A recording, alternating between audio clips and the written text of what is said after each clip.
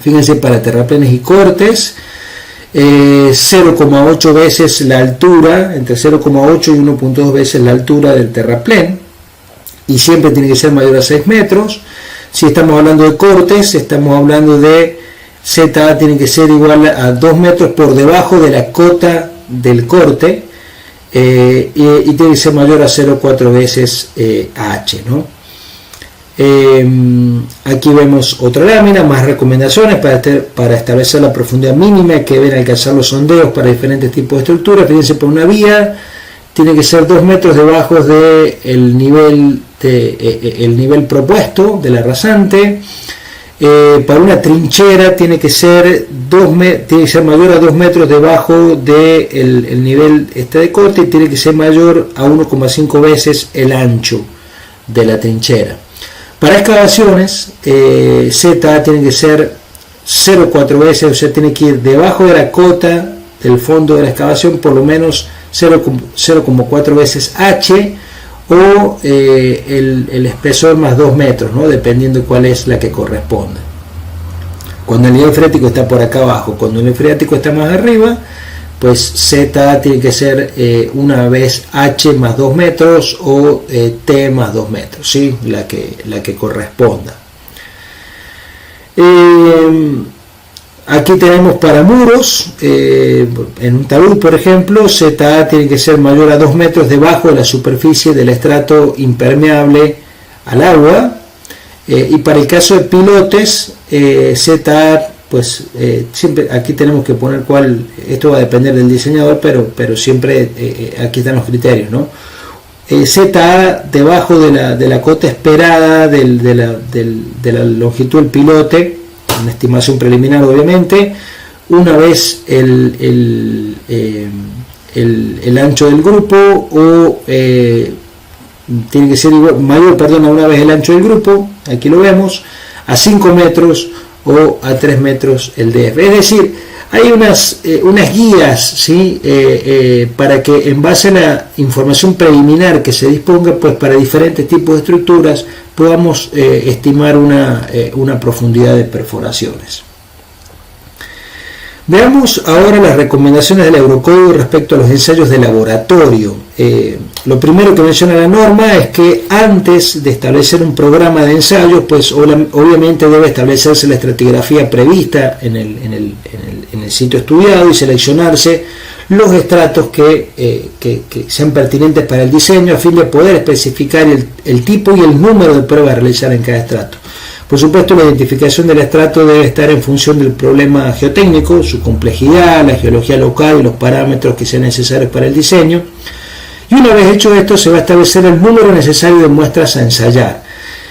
Algo importante que menciona la norma es lo relativo a la calidad de las muestras.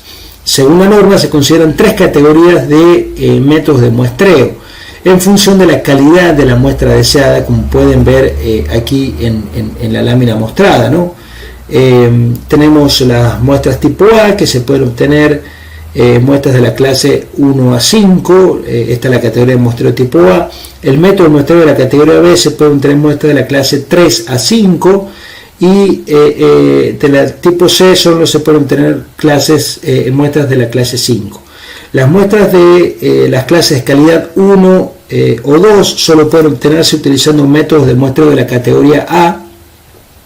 La idea aquí es obtener muestras en las que se ha producido ninguna o solo una ligera alteración de la estructura del suelo durante el muestreo o en la manipulación, por ejemplo muestras de pared delgada tipo Shelby o monolitos en calicatas.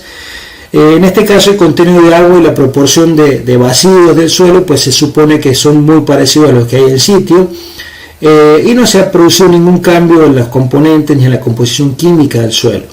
En la categoría tipo B, la intención es obtener muestras que contengan todas las componentes del suelo in situ en sus proporciones originales y que el suelo conserve su contenido de agua original.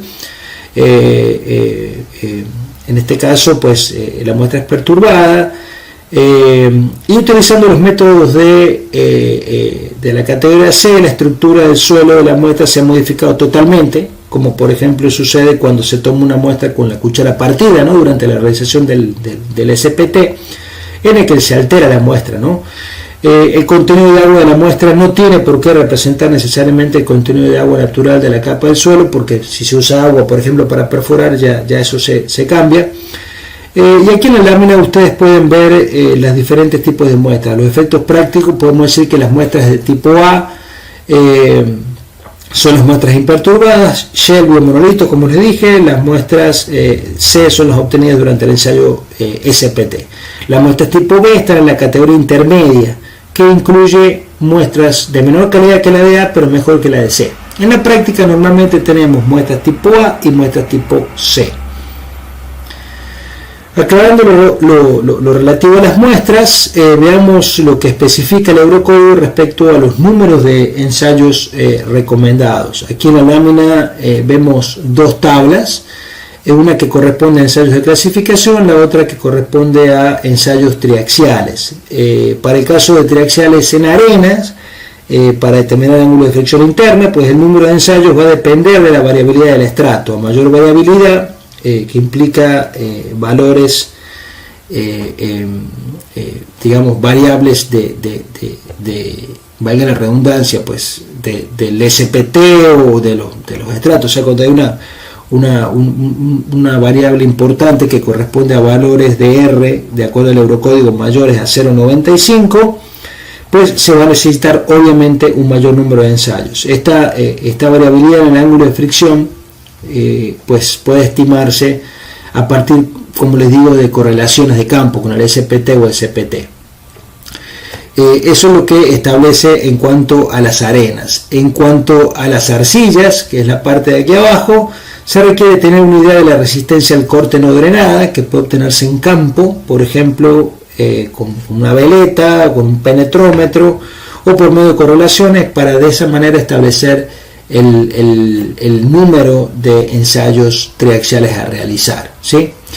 Y bueno, no les mencioné nada de los de ensayos de clasificación. Fíjense que ahí pues se establece cuántas granulometrías, si hay contenido, cuántas humedades, ensayo físico-químico, índice de densidad, etcétera, ¿no? Aquí están todas. Y cuando habla aquí de comparable, experiencia comparable, se refiere a si hay experiencia en el sitio.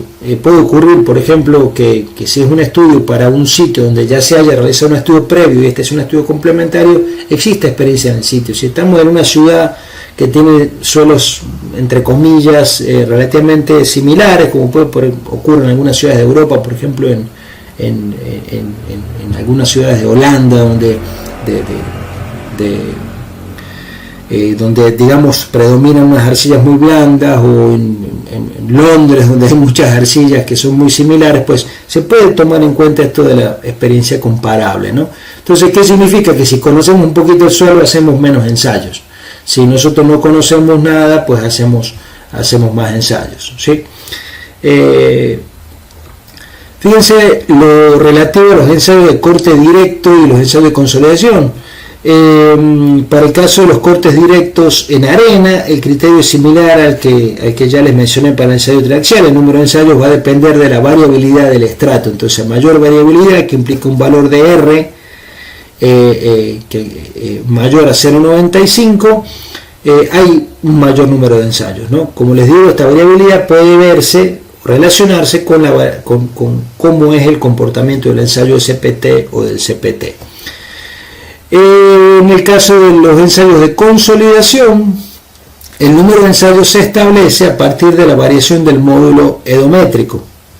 Por supuesto, como en todos los casos anteriores, debe emplearse primero un método indirecto para estimar esta variación y así establecer el número de ensayos a realizar.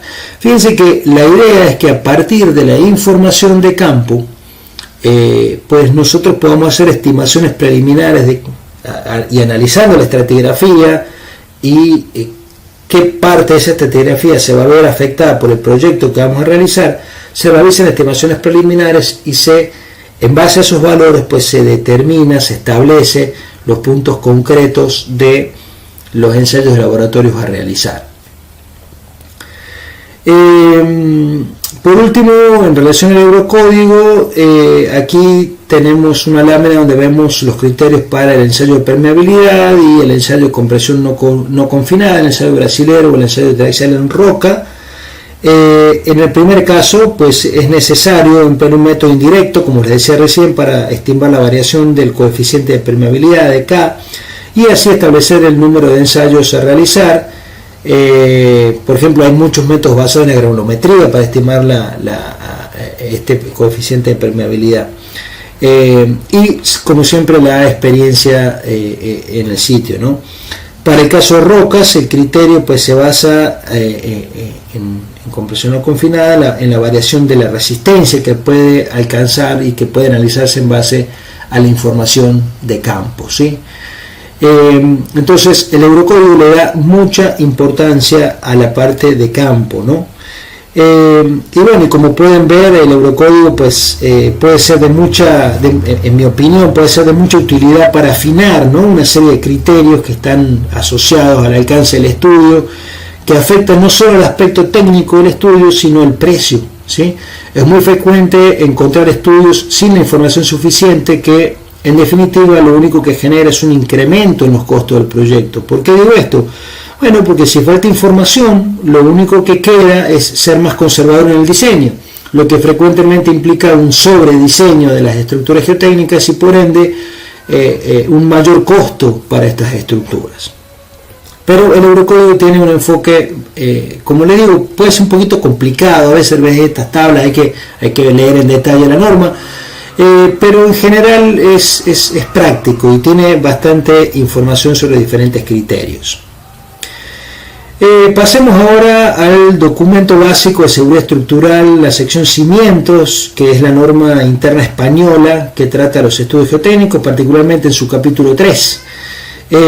Lo primero que es importante destacar es que este código distingue entre tipos de construcción, ¿sí? Lo vemos aquí en la tabla 3.1, dependiendo básicamente de la altura y del tipo de estructura, y entre grupos de terrenos, dependiendo de la variabilidad del suelo y de la presencia de suelos especiales. Aquí, como les digo, vemos las dos láminas. Fíjense que dependiendo del tipo de construcción, hay construcciones de menos de 4 plantas, con cierta superficie, menos de 4 plantas, entre 4 y 10, de 11 a 20 o más de 20 plantas, pues eso va a establecer qué tipo de construcción tenemos. Y el tipo de terreno, pues hay terrenos que la norma llama favorables, que son aquellos que presentan relativa poca variabilidad, en la que la práctica habitual en la zona de cimentación directa mediante elementos aislados. Obviamente esto implica un conocimiento previo o el análisis de información preliminar disponible del sitio. Terrenos intermedios y los terrenos desfavorables, que son los más complicados, los que pueden presentar suelos potencialmente expansivos o colapsables, muy blandos, terrenos kársticos, en yesos o calizas, terrenos variables en cuanto a su composición y estado, rellenos antrópicos, rocas volcánicas, es decir, suelos residuales, es decir, unos terrenos más complicados desde el punto de vista geotécnico.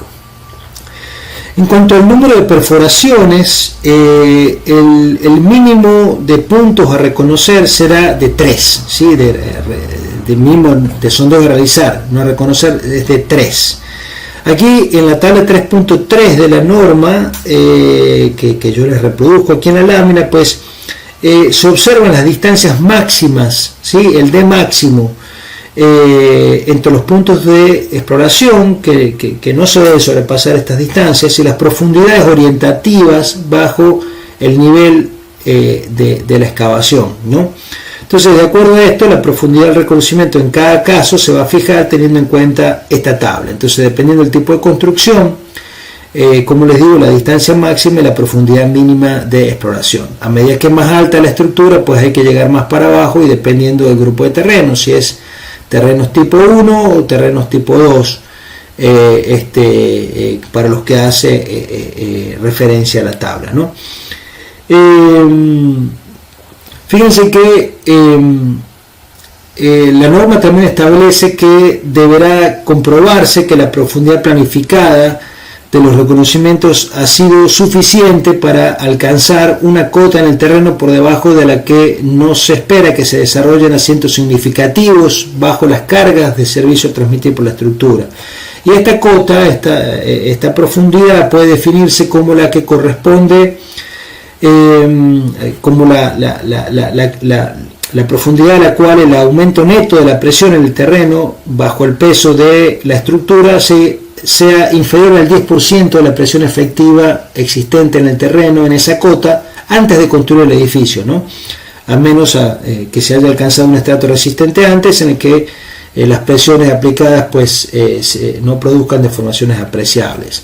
También establece que la unidad geotécnica resistente se refiere que bueno, de esta unidad geotécnica resistente que acabo de mencionar, debe comprobarse en una profundidad de al menos 2 metros más 0,3 metros adicionales por cada planta que tenga en la construcción.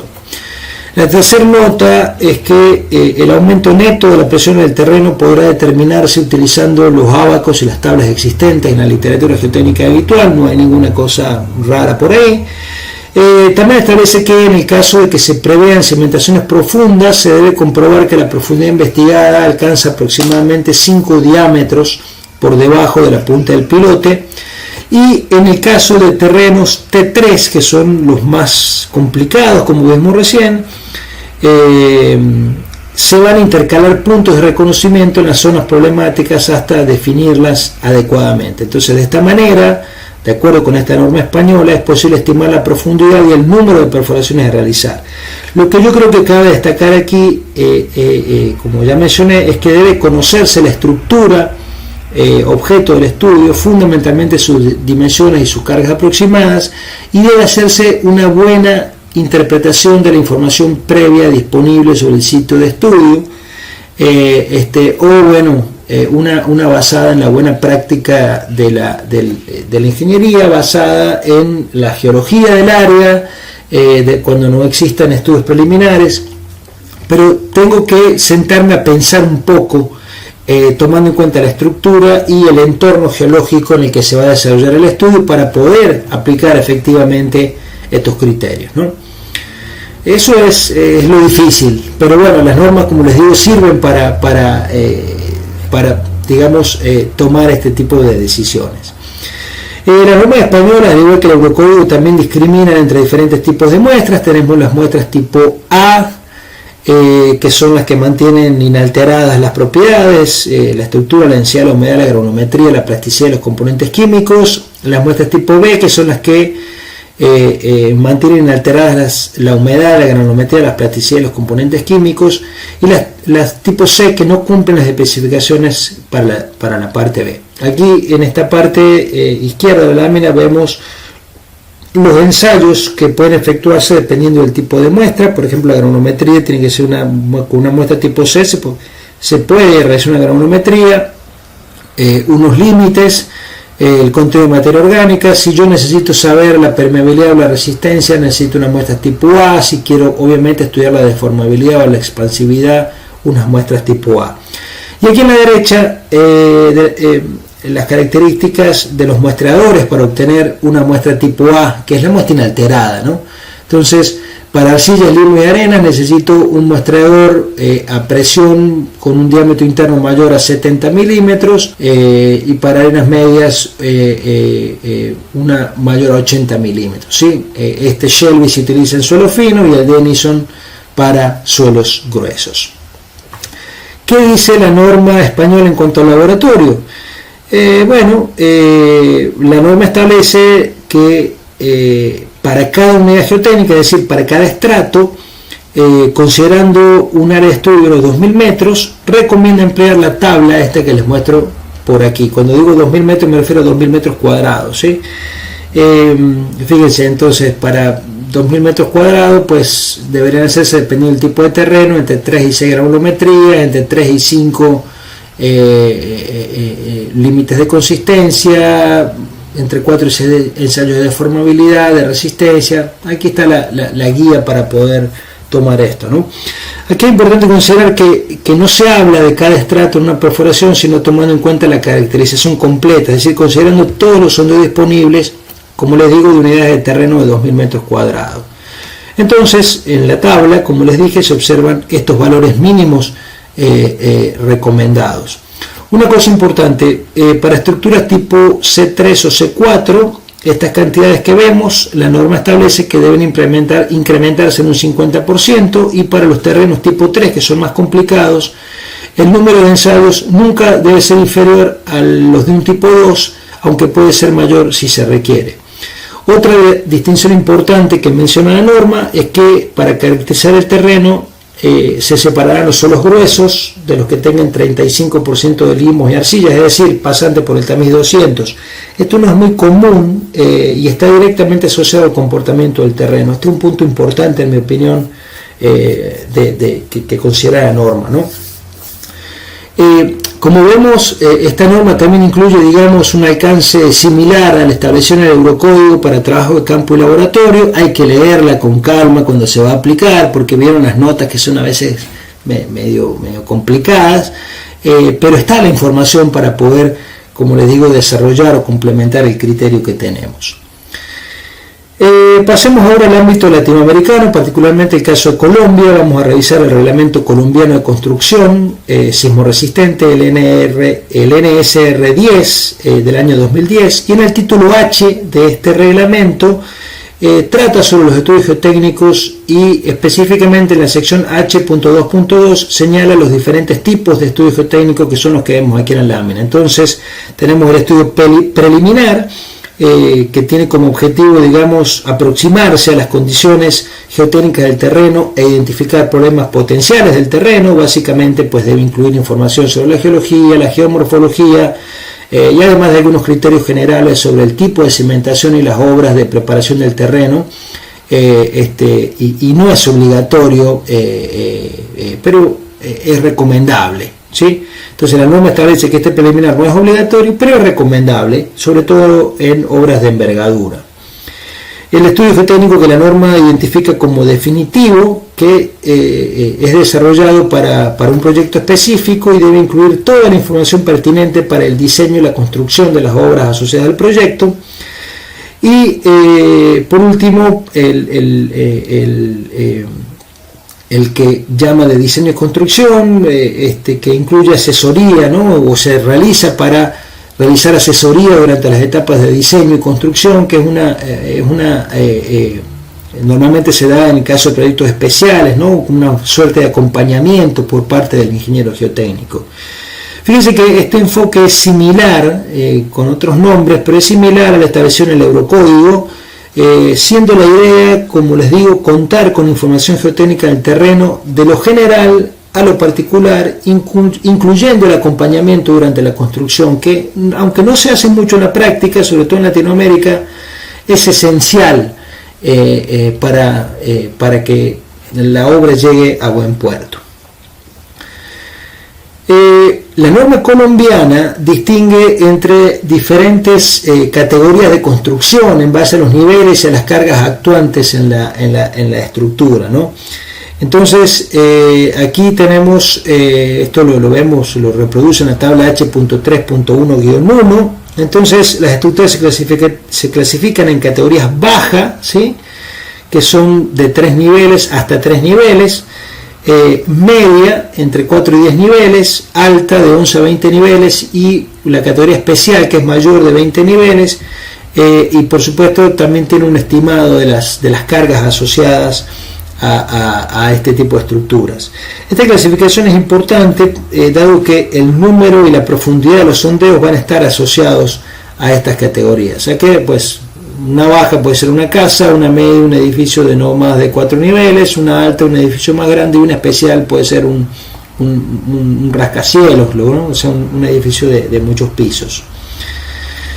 En cuanto al número y la profundidad de los sondeos, la tabla H.3.2-1 de la norma, que yo les reproduzco aquí, engloba el criterio establecido por esta norma para edificaciones de diferentes categorías.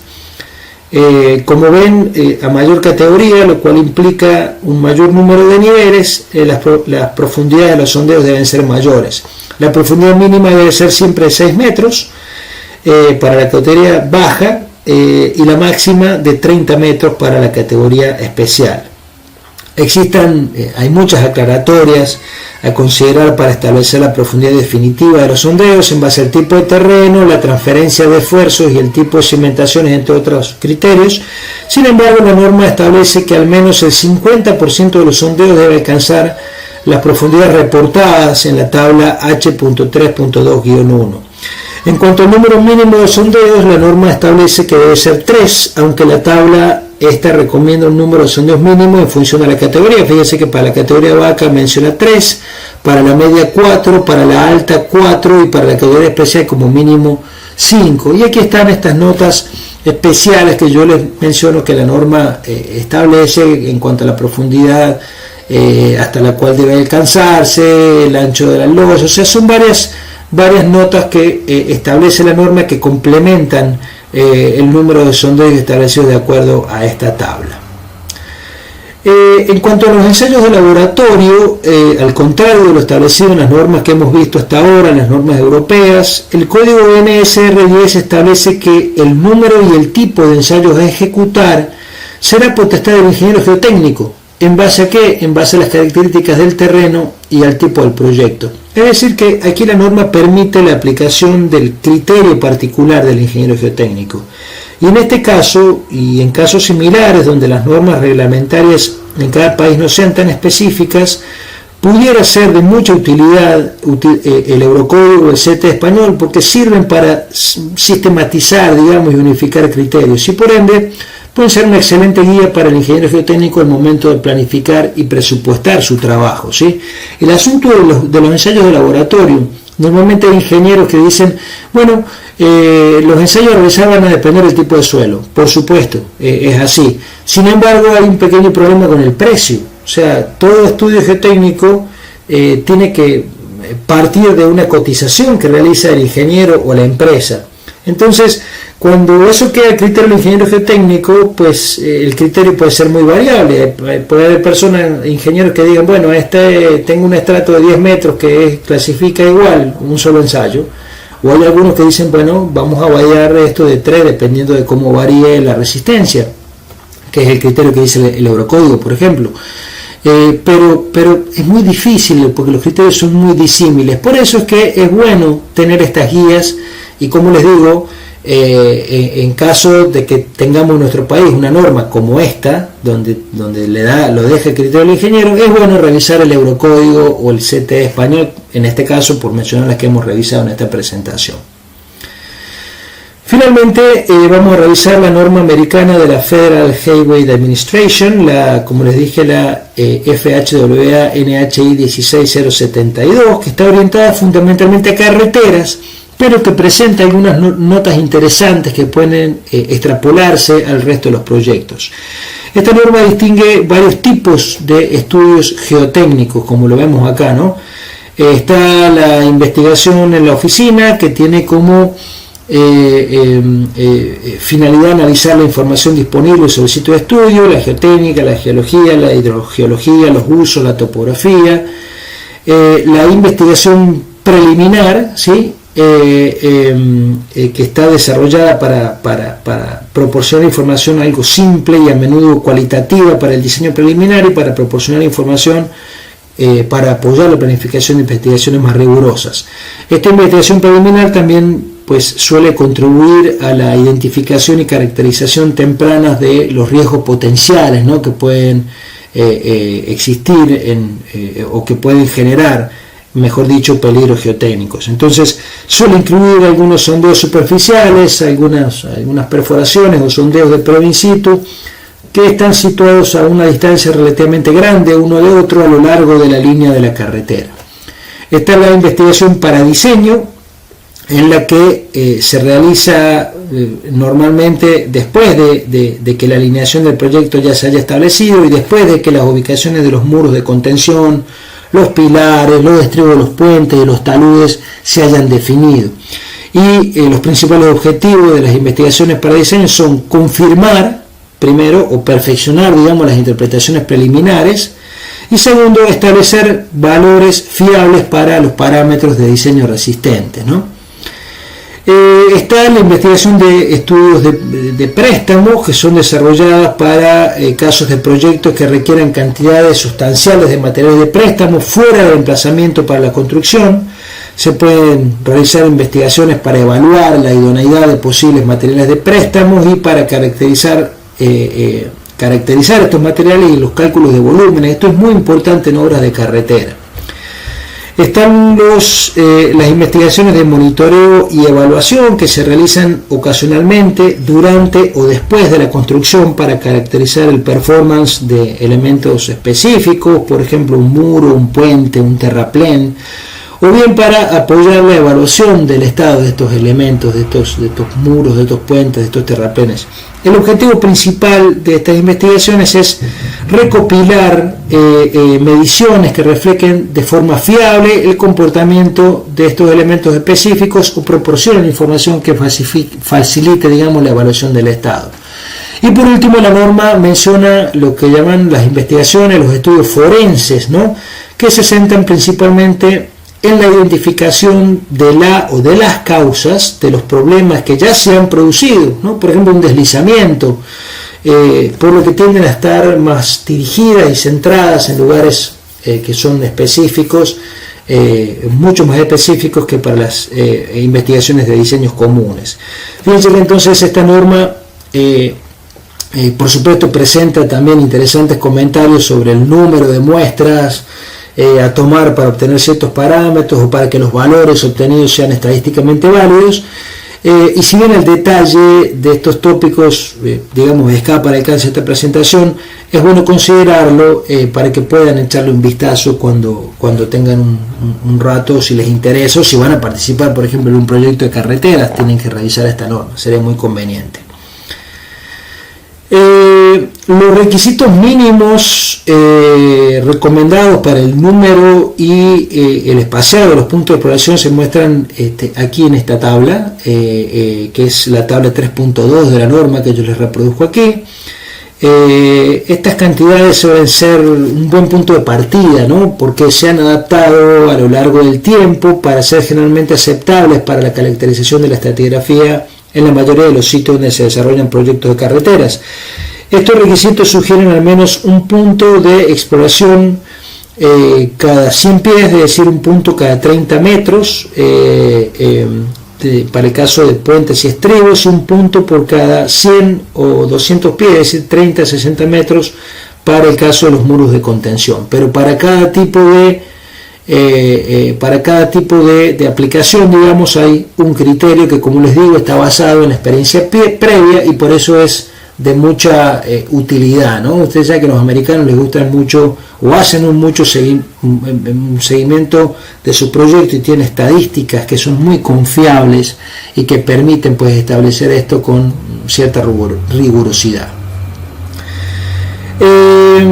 Como les comenté, esta norma presenta algunas notas interesantes relacionadas a la influencia del número de mediciones, fundamentalmente asociadas a la fiabilidad de los parámetros geotécnicos de diseño, a la muestra estadísticamente válida para la caracterización geotécnica, a la influencia del número de mediciones para la estimación de parámetros, a la variabilidad y la incertidumbre intrínseca en toda operación geotécnica, a la influencia del número de mediciones en el diseño geotécnico y al juicio del ingeniero para determinar el número de mediciones, ¿no? Como les dije, no vamos a entrar al detalle en estos puntos en esta presentación, pero sin embargo yo quisiera resaltar el enfoque que ofrece la norma. Literalmente mencionar que tanto, lo que pongo aquí entre comillas, tanto la rentabilidad como la fiabilidad de los diseños de los elementos están directamente, valga decir, de las estructuras, están directamente influidas por la fiabilidad de los parámetros del diseño geotécnico. Es decir, la norma reconoce que para que el diseño de cierto elemento sea óptimo, fiable y económicamente equilibrado, debe obtenerse un cierto número mínimo de datos que permita la determinación adecuada de los parámetros geomecánicos. A mí este enfoque me parece muy interesante porque muchas veces las empresas contratistas de estudios geotécnicos buscan hacer un número mínimo de perforaciones simplemente para cumplir con un requisito y tener cierta seguridad, entre comillas, respecto al suelo. Y con esta práctica pues no solo se subestiman posibles problemas que relacionados con el terreno, sino que se sobrediseña, como les dije hace un rato, porque al tener pocos datos del terreno se determinan parámetros geomecánicos del lado conservador, lo que inevitablemente termina en obras geotécnicas sobrediseñadas. Y esto, por supuesto, afecta directamente los costos de proyectos, muchas veces de manera significativa, ¿no? Como dijo Terzaghi, no hay gloria en las fundaciones porque no se ven, nadie las ve. Sin embargo, muchas veces en las fundaciones hay tanto dinero como en la superestructura. Aquí les dejo algunas referencias para que las revisen cuando gusten, básicamente de las obras que hemos revisado, y un proyecto,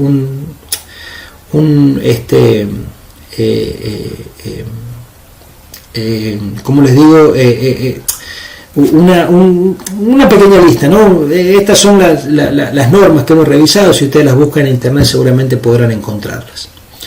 Muchas gracias. Si tienen alguna duda o comentario, pues seguimos conversando.